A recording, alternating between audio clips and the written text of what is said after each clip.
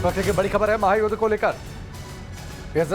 Israel Iran जंग और इस बीच बड़ी खबर यह है कि ईरान के अंतरिम नेता के घर पर बैठक, तेहरान में अयातुल्ला अराफी के घर पर हमला, इस वक्त की ये बड़ी खबर है। और अयातुल्ला अराफी को लाया गया था, जो परिषद बनी हुई है इसमें, और ये माना जा रहा था कि अयातुल्ला अराफी जो है अगले सुप्रीम लीडर हो सकते हैं जब समय सीमा पूरी होगी, उस समय करीब 40 दिन के बाद। लेकिन अब उनके घर को भी टारगेट किया गया है। तो क्या ये तय कर लिया है इजराइल ने कि जो भी संभावित खामेनेई के साथ लोग हैं और उनकी विचारधारा से जुड़े लोग हैं, जो खामेनेई की विरासत को आगे बढ़ाएंगे, उनको टारगेट किया जाएगा। तो ये उसी तरीके का एक हमला। और ये तस्वीरें देखिए, तेहरान में एक बार फिर से अब से थोड़ी देर पहले ज़बरदस्त तरीके से बमबारी हुई है, ज़बरदस्त तरीके से हमले हुए हैं। और ये वहीं की तस्वीर इस वक्त आपके सामने है, किस तरीके से सब कुछ खंडहर में तब्दील हो गया। तेहरान में अयातुल्ला अराफी के घर पर अटैक।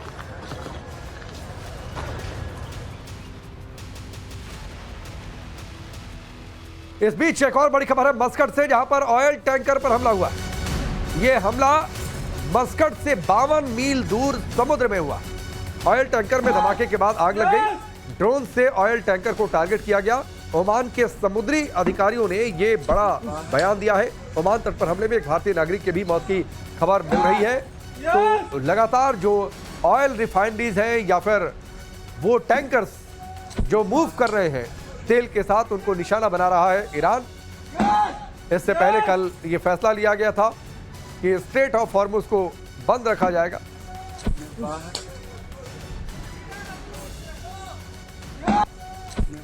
और इसमें अपडेट ये भी है कि इस तट पर हमले में एक भारतीय नागरिक की भी जान गई है। ड्रोन से ऑयल टैंकर को टारगेट किया गया। उसके बाद आपकी तस्वीर देखिए, किस तरीके से धुआं उड़ता दिखाई दिया, धुएं का गुबार। खास तौर पर समुद्र के जरिए जो तेल का जो ट्रांसपोर्ट हो रहा है, टैंकर्स की आवाजाही जो हो रही है, उस पर पूरी तरीके से ब्रेक लगाने के मूड में ईरान है। और इसीलिए जो ऑयल टैंकर्स उसके पाबंदी लगाए रास्तों पर आ रहे हैं, उन ऑयल टैंकर्स को लगातार टारगेट कर रहा है। और इसी तरीके के एक ऑयल टैंकर को टारगेट किया, जिसमें एक भारतीय नागरिक की भी जान जाने की खबर मिल रही है। ओमान तट पर यह हमला, और इस हमले में एक भारतीय नागरिक की मौत हो गई है। तो सवाल यह उठता है कि क्या ये जंग अब पूरी तरीके से समुद्र के बीच छिड़ेगी? क्योंकि अगर टैंकर्स की आवाजाही पर पूरी तरीके से पाबंदी लगाएगा ईरान, तो इससे विश्व के सभी देशों पर असर, और फिर मामला आगे बढ़ेगा एक अलग और नए मोड़ पर। इस बीच तेहरान में इजराइल के ताबड़तोड़ हमले जारी हैं। तेहरान में इजराइल ने बमबारी की है। इमरजेंसी हेडक्वार्टर की बिल्डिंग को टारगेट किया है। इससे पहले हमने तस्वीर दिखाई थी, अयातुल्ला अराफी के घर पर हमला हुआ है, जो अंतरिम नेता के तौर पर 3 सदस्यों की समिति में शामिल हुए थे। और माना यह जा रहा था कि अगले वो सुप्रीम लीडर हो सकते हैं, लेकिन फिलहाल उनके घर पर हमला। और अब ये एक और तस्वीर देखिए, तेहरान में जो इमरजेंसी हेडक्वार्टर है वहाँ पर भी अटैक किया गया है। वहाँ पर भी इस हमले के निशान है। अफरा तफरी वहाँ पर मच गई, लोग सुरक्षित जगहों पर जाते हुए दिखाई दिए। तो ये हमले गुजरते समय के साथ और तीखे होते जा रहे हैं। और जितनी क्रिटिकल पोजीशंस जो है और जहाँ से किसी भी तरीके की का प्रशासनिक कार्य होता है, उन सभी जगहों को टारगेट कर रहा है इजराइल। और जैसे ही वहाँ पर धमाका हुआ, हमला हुआ, लोग नीचे बंकर की ओर जाते हुए दिखाई दिए। अफरा तफरी मच गई, लोग भागकर सुरक्षित जगहों पर जाते हुए दिखाई दिए। तेहरान में ज़बरदस्त तरीके से इजराइल की बमबारी और उसकी अलग अलग तस्वीरें आपके सामने हैं। इमरजेंसी हेडक्वार्टर पर अटैक किया गया है और उसका असर उस इमारत में देखने को मिला।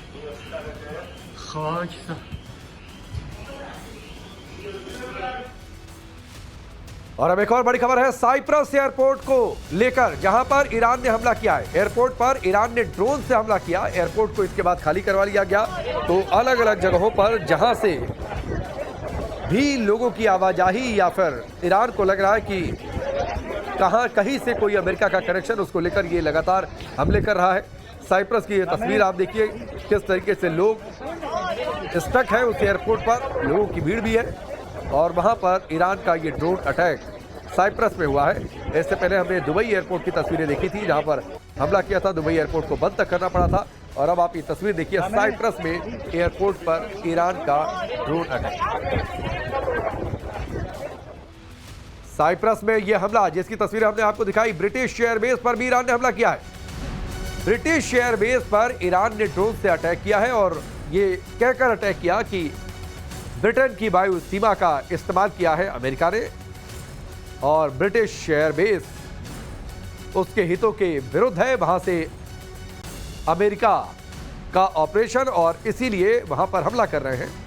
ईरान ने साइप्रस में ब्रिटिश एयरबेस पर ड्रोन अटैक किया।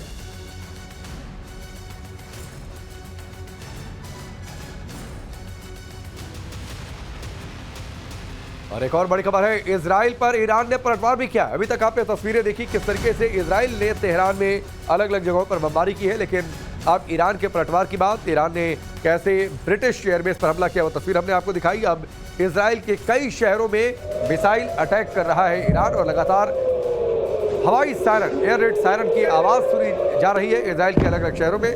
मिसाइल वैसे भी ईरान की सबसे बड़ी ताकत है, उसके पास कई अंडरग्राउंड मिसाइल सिटी है जिनके दम पर वो पलटवार की बात कर रहा है, सख्त देने की बात कर रहा है। एक तरफ ईरान और दूसरी तरफ इजराइल अमेरिका। बीते 3 दिनों से भीषण जंग जारी है। ईरान पीछे हटने को तैयार नहीं तो इजराइल और अमेरिका भी रुकने की नहीं सोच रहे। कयास लगाए जा रहे थे कि खामेनी की मौत के बाद शायद वॉर रुक जाए, मगर ऐसा होता दिखाई नहीं दिया। आज भी ईरान पर अटैक हुए और फिर ईरान की तरफ से पलटवार भी किया गया। सवाल कि आगे क्या होगा, देखिए इस रिपोर्ट।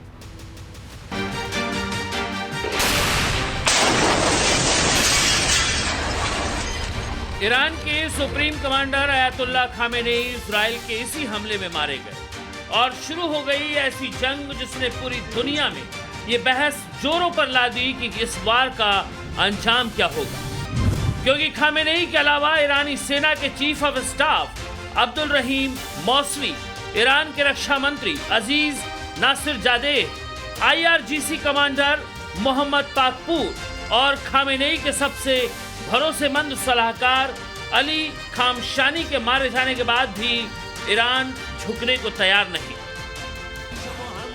और इस बात के संकेत उसने जामकरण मस्जिद पर लाल झंडा फहरा कर दे दिया। इस झंडे को मस्जिद के गुंबद पर फहराने का मतलब ईरान की शिया परंपरा में बदला लिया जाना होता है। निश्चित तौर पर खामेनी का खात्मा ईरान के लिए बहुत बड़ा झटका है। उसके 40 कमांडर का 1 मिनट में मारा जाना अंतहीन दर्द है, मगर इजराइल और अमेरिका के इस ज्वाइंट अटैक के बाद भी ईरान सरेंडर को तैयार नहीं। अली रेजा अराफी को ईरान का अंतरिम सुप्रीम लीडर चुन लिया गया है। अराफी ईरान के मदरसों के प्रमुख भी हैं। 2001 में हुई ईरान की सत्ता संरचना में अराफी का योगदान माना जाता है। कट्टरपंथी विचारधारा के अराफी खामेनी के बेहद भरोसेमंद सहयोगी रहे हैं। नए सुप्रीम कमांडर के अलावा ईरान ने अहमद वाहिदी को इस्लामिक रिवॉल्यूशनरी गार्ड कॉर्प्स का नया कमांडर नियुक्त किया है। इन दोनों ही नियुक्तियों के जरिए ईरान ने मैसेज दिया है कि वो इजराइल और अमेरिकी हमलों के बाद पीछे नहीं हटेगा।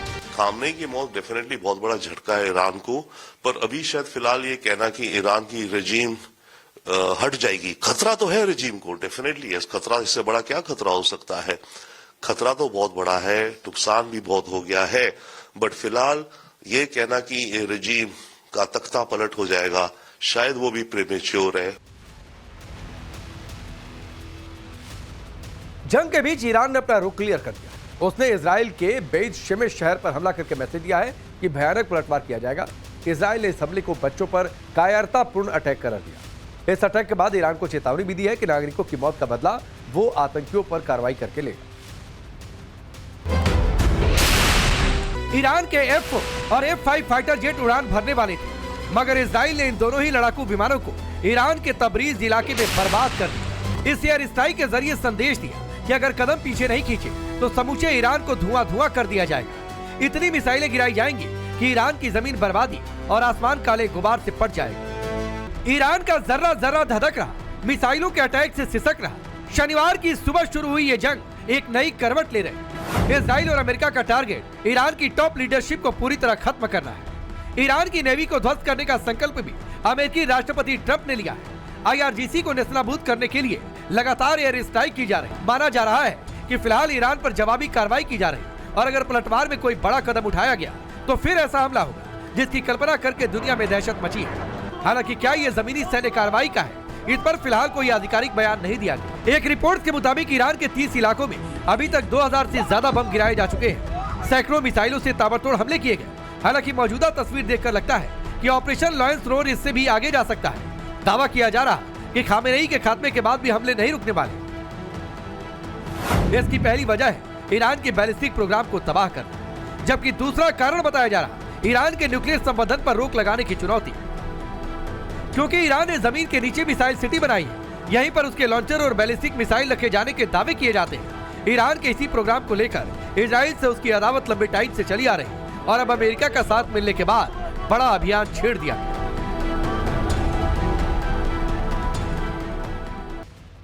ईरान के खिलाफ अमेरिका और इजराइल के ज्वाइंट ऑपरेशन पर दुनिया के कई मुल्कों ने चिंता जताई। जिस तरह ईरान ने 9 देशों पर हमला किया, उससे हालात बहुत ज्यादा टेंस्ड हो गए। कल ईरान ने अमेरिका के बेस को टारगेट किया था, जबकि आज कई देशों में अहम ठिकानों पर मिसाइलें गिराई गई। ईरान के इस आक्रामक रुख के बाद अमेरिका ने मिडिल ईस्ट में अपनी ताकत बढ़ा दी है। साथ ही इजराइल ने भी अपने लोगों को नई चेतावनी जारी की। ये अमेरिका का F-15 लड़ाकू विमान है। करीब 3000 किलोमीटर की रफ्तार से उड़ने वाले इस फाइटर जेट की पूरी बैच को अमेरिका ने मिडिल ईस्ट की तरफ रवाना कर दिया है। ये फाइटर जेट अब तक 104 विमानों को मार चुका है। किसी भी देश ने F-15 को अब तक टारगेट नहीं किया। माना जा रहा है कि अमेरिका ने ये डिसीजन खाड़ी देशों में अपनी एयर डिफेंस को बढ़ाने के मकसद से लिया है। कयास तो ये भी है कि ईरान ने जिस तरह अपनी एयरफोर्स को एक्टिव किया, उसके बाद अमेरिका के लिए ये स्टेप उठाना जरूरी हो गया था। ईरान की IRGC मिडिल ईस्ट में 14 अमेरिकी ठिकानों पर मिसाइल और ड्रोन से हमले कर चुकी है। इनमें कई अमेरिकी सैनिकों के मारे जाने का दावा उसकी तरफ से किया गया है। हालांकि वॉशिंगटन ने ऐसी खबरों को खारिज किया है, लेकिन जिस तरह की तस्वीरें सामने आ रही हैं, वो बात का संकेत दे रही हैं कि धुआं उठा है तो आग जरूर लगी होगी और इसी प्रतिशोध की खातिर ईरान पर हमले नहीं रुकेंगे। लगातार बजते सायरन और धमाकों की आवाज के बीच इजराइल ने अपने नागरिकों को बंकर में रहने के आदेश दिए हैं। हालांकि खामनेई की मौत की खबर सुनकर इनका विश्वास बढ़ गया है। बंकर के अंदर ही जश्न मनाया जा रहा है। नेतन्याहू की हर कार्रवाई को ऐतिहासिक कदम मान रहे हैं इजरायली।